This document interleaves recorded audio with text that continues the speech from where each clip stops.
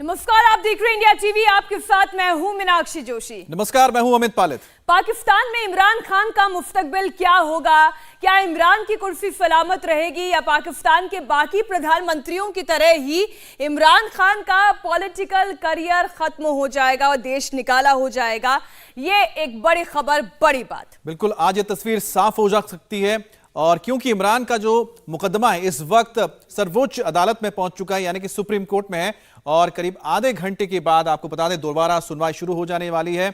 और संसद भंग करने के राष्ट्रपति के आदेश के बाद आज आपको बताएं पाकिस्तान की सर्वोच्च अदालत, कल शुरू हो चुकी थी सुनवाई और आज भी सुनवाई होनी है और फैसला होना है कि जो असेंबली में हुआ था, जो फैसला डिप्टी स्पीकर ने लिया था, क्या वो सही है या गैर संवैधानिक है। बिल्कुल, विपक्ष ने इमरान के फैसले के खिलाफ सुप्रीम कोर्ट में अपील की और इमरान पर आर्टिकल 6 यानी कि देशद्रोह के कानून के तहत कार्रवाई की मांग की। आज सुप्रीम कोर्ट अहम आदेश देगा। कोर्ट आज इमरान की पार्टी पीटीआई का पक्ष सुनेगा। आज पाकिस्तान तहरीक-ए-इंसाफ यानी कि इमरान खान की पार्टी का पक्ष सुना जाएगा, क्योंकि संसद भंग करने का फैसला इमरान खान की पार्टी का, क्या वो इलेक्शन कॉल करने का ये फैसला संवैधानिक है भी या नहीं, और अगर नहीं तो फिर देशद्रोह का मामला इमरान खान पर चल सकता है। पाकिस्तान की सुप्रीम कोर्ट में हो रहे पल पल की अपडेट लगातार आप इंडिया टीवी पर देखते रहेंगे। इमरान खान की सियासत का इस पर क्या असर पड़ेगा?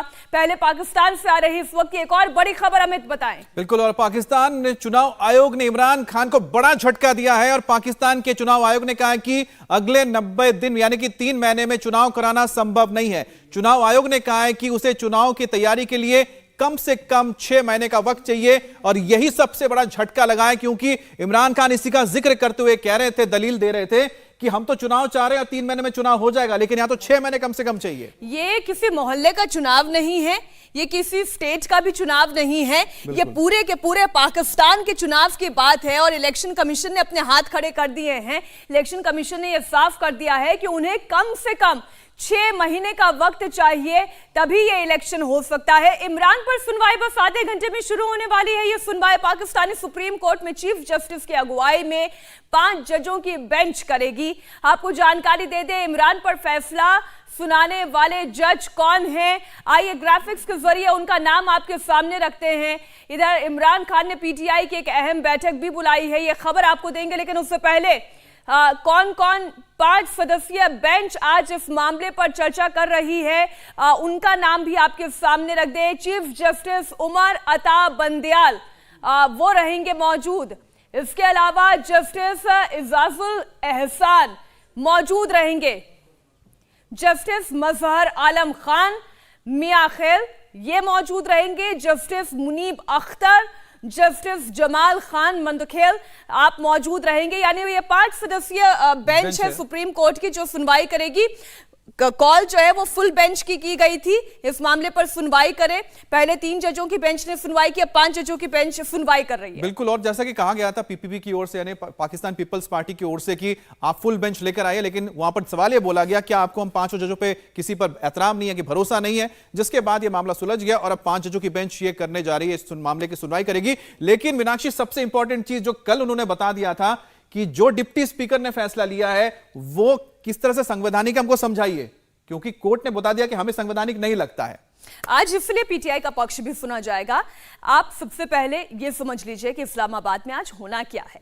संसद भंग करने पर सुप्रीम कोर्ट में सुनवाई ठीक दोपहर 12:30 बजे शुरू होगी। सुप्रीम कोर्ट में जब यह सुनवाई होगी 5 सदस्यीय बेंच बैठेगी। वो कौन कौन है वो हमने आपको बताया। विपक्ष की याचिका पर आज फैसला आ सकता है, ऐसी संभावना नजर आ रही है। डिप्टी स्पीकर के फैसले को लेकर चर्चा हो रही है, सुनवाई चल रही है। इमरान पर आर्टिकल 6 के तहत कार्रवाई की मांग की गई है विपक्ष के द्वारा। देशद्रोह के तहत इमरान पर कार्रवाई चाहता है विपक्ष। डिप्टी स्पीकर के फैसले पर सुप्रीम कोर्ट का आज आदेश आएगा, लेकिन आज ही इमरान खान की पार्टी का पक्ष भी सुना जाएगा। उन्हें यह बताना होगा कि डिप्टी स्पीकर ने जो फैसला लिया दरअसल वो कॉन्स्टिट्यूशनली करेक्ट फैसला था। बिल्कुल, और सुप्रीम कोर्ट में सुनवाई से पहले नवाज शरीफ की पार्टी के बड़े नेता और पूर्व पीएम शाहिद खकान अब्बासी ने इमरान खान पर बड़ा अटैक किया और अब्बासी ने कहा कि इमरान के करप्शन की कहानी अब सामने आ रही है और अपने करप्शन को छिपाने के लिए उन्होंने संविधान तोड़ा है। और अब्बासी ने कहा कि संविधान तोड़ने वालों को कड़ी सजा मिलनी चाहिए। आज इमरान खान की करप्शन की कहानियां सामने आ रही हैं। ये सिर्फ इस करप्शन को छुपाने के लिए, इससे बचने के लिए इसने फैसला किया कि आइन भी तोड़ा जाए। और आज ज़रूरत इस बात की है कि आइन तोड़ने वालों को वो सज़ा दी जाए कि जिसके बाद कोई भी शख्स ये सोच भी ना सके कि आइन कागज़ का टुकड़ा है, जब मर्ज़ी फाड़ दूं, जब मर्ज़ी अमल करूं, जब मर्ज़ी अमल ना करूं। मुल्क इस तरह नहीं चला करते। तो करप्शन छिपाने के लिए क्या विपक्ष ये दांव चल रहा है, या इमरान खान को ये डर सता रहा था कि सत्ता चली गई, इलेक्शन वो कॉल नहीं कर पाए तो फिर क्या होगा? इन तमाम मुद्दों पर बात करने के लिए हमारे साथ बेहद खास मेहमान पाकिस्तान से जुड़ रहे हैं। राणा अली जो है पाकिस्तानी पत्रकार, बहुत स्वागत है आपका। राणा एहसान अफजाल हमारे साथ PMLN के नेता जुड़ गए हैं, बहुत स्वागत राणा एहसान जी आपका भी। और किरण भट्ट पाकिस्तान से हमारे साथ पत्रकार जुड़ गए। आप तीनों मेहमानों का स्वागत है। सबसे पहले तो राणा अली जो है हमें यही बताएं भारतीय दर्शकों को कि आज सुप्रीम कोर्ट में सुनवाई कितने बजे शुरू होगी? आज PTI जो अपना पक्ष रखने वाला है वो कौन से तर्क आज रखने वाला है? अभी तक आपके पास कितनी डिटेल्स इससे जुड़ी हुई आई हैं? जी बहुत शुक्रिया। सबसे पहले तो मैं आपको ये बता दूं कि सुप्रीम कोर्ट ने कल की जो कार्रवाई थी, जो कल समाप्त की, उसमें उन्होंने अपोजिशन की पार्टी के जो वकील थे फरूक एच नाइक साहब, उनकी बातें सुनी, उनका मौक़िफ़ सुना। उसके बाद उन्होंने आज के दिन 12 बजे तक के लिए ये मुलतवी की थी और आज 12 बजे यानी कि पाकिस्तानी 12 बजे ये समाअत फिर दोबारा से सुप्रीम कोर्ट में शुरू होगी, तो जिसमें आज वो गवर्नमेंट का जो मौक़िफ़ है वो सुनेंगे। तो अब लेट्स सी कि क्या इसका फैसला आता है। हमें जो अभी तक लग रहा है वो हमें यही लग रहा है कि दो इसमें सूरतें हल हो सकती हैं, या तो इसको मजीद थोड़ा सा ड्रैग किया जाएगा सुप्रीम कोर्ट की तरफ से ही, और या इसका जो फैसला है वो गवर्नमेंट के हाथ में कर दिया जाएगा। हमें अभी तक अपोजिशन के हाथ में फैसला होता कहीं से नजर नहीं आ रहा है, जो हालात इस वक्त बन चुके हैं पाकिस्तान के अंदर। रही बात इलेक्शन कॉल करने की, तो किरण भट्ट जी देखिए, ये पहले ही इलेक्शन कमीशन कह चुका है कि हमें कम से कम 6 महीने का वक्त मिलना चाहिए, हम उससे पहले इलेक्शन नहीं करवा सकते। और ये जो 90 दिन का टारगेट लिए इमरान खान चल रहे थे कि जब तक सुप्रीम कोर्ट का फैसला आएगा तब तक इलेक्शन का समय आ जाएगा, तो ये तो संभव नहीं नजर आ रहा। अच्छा, इसमें हमने मीनाक्षी कल भी डिस्कस किया था कि इतनी जल्दी इलेक्शंस नहीं हो सकते। पाकिस्तानी जो डिपार्टमेंट है, ये election commission of Pakistan, that is not ready. और हमारा अभी ऑलरेडी एक काफ़ी ज़्यादा मसला जो है वो इलेक्ट्रॉनिक वोटिंग मशीन से चल रहा है कि हम लोग उसको यूज़ कर सकेंगे नहीं कर सकेंगे, उसकी क्या जो रिस्ट्रिक्शंस होंगी, वो कहाँ तैयार की जाएगी। वैसे मिनिस्ट्री ऑफ टेक्नोलॉजी ने उसको प्रिपेयर किया था। देन द कॉन्स्टिट्यूंसीज़ और हमारा सेंसस का जो इशू चल रहा था कि अभी मर्दमशुमारी होनी थी, आबादी की गिनती होनी बाकी है कॉन्स्टिट्यूंसीज़, क्योंकि खैबर पख्तूनख्वा में चेंज की गई, वहाँ पे सीट्स बढ़ गई।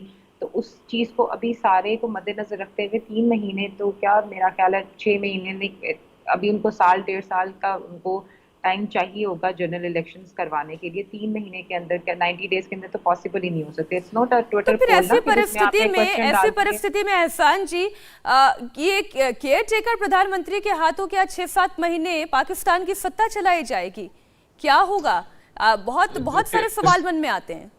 बिस्मिल्लाहिर्रहमानिर्रहीम। देखिए, ये जो केस चल रहा है अभी सुप्रीम कोर्ट में, ये इतना सिंपल केस नहीं है कि बहुत कुछ हो गया है कि असेंबली डिसॉल्व हो गई है और अब आगे जो है वो इलेक्शन अनाउंस हो गए हैं और हम इलेक्शन मोड में चले गए हैं। ऐसे नहीं है। देखें, आइन शिकनी हुई है, जो कानून है वो तोड़ा गया है और स्पीकर ने वायलेट किया है कॉन्स्टिट्यूशन को।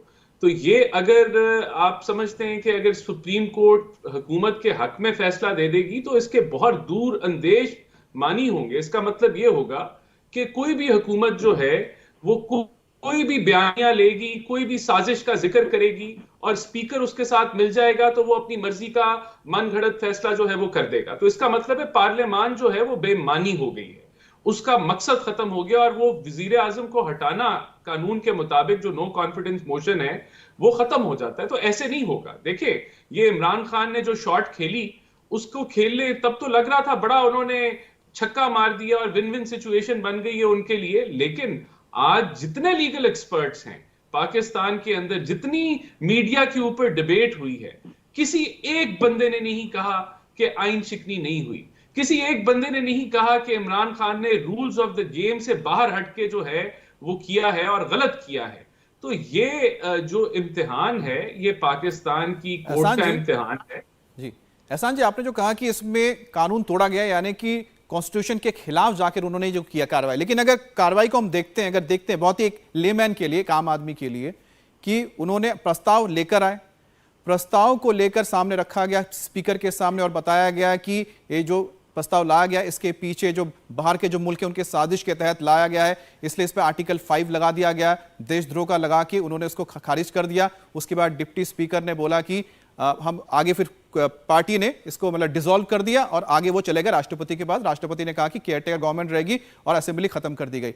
देखने में तो लगता है कि कॉन्स्टिट्यूशन में जैसे कार्रवाई होती है वैसे ही हुई है, लेकिन जरा हमको समझाइए कि कहां पर आपको लगता है, आपके पार्टी को लगता है, जिसकी वजह से आप सुप्रीम कोर्ट में गए हैं, कि इसमें अनकॉन्स्टिट्यूशनल हुआ है। देखिए, नंबर एक, जो स्पीकर होता है असेंबली का वो जज नहीं होता, वो जजमेंट नहीं दे सकता कि ये आलमी साजिश हुई है या नहीं हुई, उसको साबित करना होगा। तो स्पीकर ने जजमेंट सुना दी, ये गलत किया। नंबर दो, जब नो कॉन्फिडेंस मोशन चल रही होती है तो आईनी तौर पे कॉन्स्टिट्यूशनली आपको वोटिंग करानी है और आप असेंबली डिसॉल्व नहीं कर सकते, ये मुमकिन ही नहीं है, आइन इसकी इजाजत ही नहीं देता। नंबर तीन, जो इन्होंने आर्टिकल 5 इन्वोक किया, वो इन्वोक हो ही नहीं सकता। लॉयल्टी टू स्टेट, उन्होंने कहा कि लॉयल्टी टू स्टेट वायलेट हुई है, जिसका ये मतलब है कि अनाउंसमेंट हो गई स्पीकर की तरफ से कि ये जितनी ऑपोजिशन बैठी है, गद्दार बैठी है, इसने लॉयल्टी टू स्टेट वायलेट कर दी। तो वो कौन होते हैं, किसके कौन से सबूत हैं, कौन सी कोर्ट ने ये कहा कि लॉयल्टी टू स्टेट वायलेट हुई है, बिल्कुल सही, सुप्रीम कोर्ट। तो ये सारे मामलात जो हैं, देखिए, फिर सदर जो है, क्या सदर को आइन का नहीं पता जिसने असेंबलीज डिसॉल्व की? क्या उसको नहीं पता कि ये जो स्पीकर की जो कार्रवाई थी वो इलीगल थी, अनकॉन्स्टिट्यूशनल थी? तो सदर ने भी आइन को वायलेट किया, फिर प्राइम मिनिस्टर ने भी आइन को वायलेट किया कि वो उसने रेफरेंस भेजा सदर को। तो बहुत मैसिव वायलेशन है ये। आप अगर अच्छा, लेकिन एहसान जी, एक चीज मैं बस जोड़ना चाह रहा हूं, जो कोर्ट की ओर से भी कहा गया, आपकी सुप्रीम कोर्ट की ओर से, जिसका जिक्र लगातार इमरान खान कर रहे हैं, कि नेशनल सिक्योरिटी काउंसिल का जो जिक्र हो रहा है, उस बैठक, उस मीटिंग में ऑपोजिशन का कोई बंदा क्यों नहीं था? देखिए, जो दो चीजें मैं आपको बताऊं, जो नेशनल सिक्योरिटी कमेटी जो पार्लियामेंट में मुनक्कद हुई, उसका जो, जब उन्होंने ये, हम लोग ये नहीं गए क्योंकि ये एक प्रोपेगेंडा है जो मीनिंगलेस, इसके अंदर कोई हकीकत नहीं है। और उसका अच्छा, भी लेकिन जो ये भी तो मिनट्स एहसान जी, ये कहा जा सकता है कि ये प्रोपेगेंडा विपक्ष के नजरिए में है, ये भी तो कहा जा सकता है ना। तो पूरी तरीके से तथ्य तो आपके पास भी नहीं है, इसलिए अब ये मामला चलिए सुप्रीम कोर्ट में, सुप्रीम कोर्ट ने तय करना है। लेकिन अली जोहेब जी, जो बात एहसान जी कह रहे हैं, ये वाकई में बात है कि जब नो कॉन्फिडेंस मोशन चल रहा है, तो क्या वाकई में स्पीकर के पास ये अख्तियार था कि वो इसे डिसॉल्व कर दे, सदन को ही डिसॉल्व कर दे? और वो भी डिप्टी स्पीकर है, बिल्कुल, डिप्टी स्पीकर डिसॉल्व कर दें। देखें, डिप्टी स्पीकर को जो हमें समझ आई या जो हमें पता चला, वो तो डिप्टी स्पीकर को तो इसलिए बिठाया है क्योंकि अपोजिशन की तरफ से उसी दिन, जिस दिन वोटिंग होना थी, जो स्पीकर थे असद कैसर साहब, उनके खिलाफ भी नो कॉन्फिडेंस ऑफ मोशन जो है वो सबमिट करवा दी गई। तो वो इसलिए सबमिट करवाई कि उनको कहीं ना कहीं की अपोजिशन को ये था कि जो स्पीकर असद कैसर साहब हैं, ये सेशन को कोई ना कोई हंगामा रही कि उसमें जुमरे में लाके इसको एडजर्न कर सकते हैं। लेकिन जबकि अगर इनके पास, इनके खिलाफ नो कॉन्फिडेंस मोशन मूव हुई होगी, तो ये सेशन को एडजर्न करने की इनके पास लीगली अथॉरिटी नहीं रहेगी, लिहाजा इनको वोटिंग करवाना ही होगी। अब जब ये चीज पता चली तो उन्होंने, क्योंकि ये प्रॉपर प्लानिंग के साथ चल रहा था, इमरान खान साहब फुल प्लानिंग के साथ बैठे थे। आप ये देखें ना कि आधे घंटे के अंदर इंडिया टीवी हर वक्त हर जगह डाउनलोड करने के लिए सर्च करें India TV news Google play store या ऐप स्टोर पर।